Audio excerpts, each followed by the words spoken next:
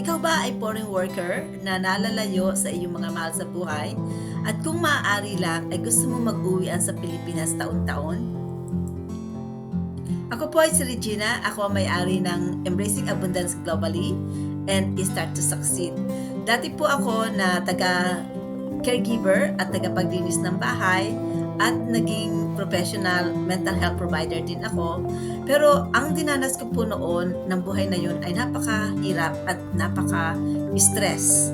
Ang buwan-buwan ay kahit anong sikap kong magtrabaho, kahit dala-dalawa ang aking trabaho, ay hindi ako makaipon ng sapat.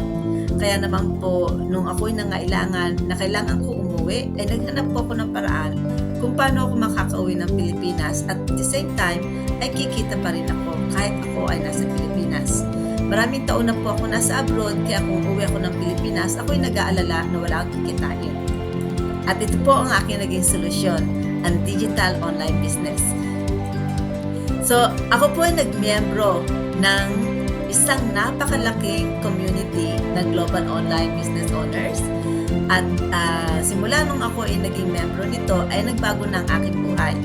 Ako'y belong na sa isang top producing team in the world, and I belong to the largest community of online digital business owner.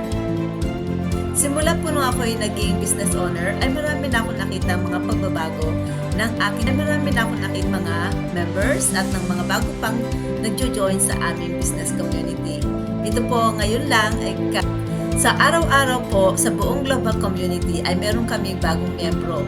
Ito po naman ay kag-join lang sa amin ang aming business partner na galing po sa California. Siya daw po ay Pilipina rin siya, entrepreneur. And hopefully, makakapag-retire siya ng maaga.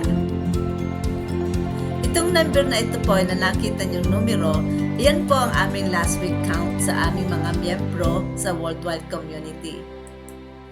At ngayong Thursday naman po, ito naman ang update ng aming business members. So napakalaki po ang additional from 220 to 2222.2 ng mga miyembro ng aming community. Kaya kung ikaw po ay nagtatrabaho, pwede ka pa rin mag-online digital business at tuturuan ka namin, bibigyan ka namin ng mga business tips kung paano mo mairan ang inyong online business. Turuan ka namin ng time management, tuturuan ka rin namin ng branding, what is branding and why it is all about you. Tuturuan ka namin kung paano mo magiging successful ang iyong online digital business at the same time, you can enjoy what you love doing.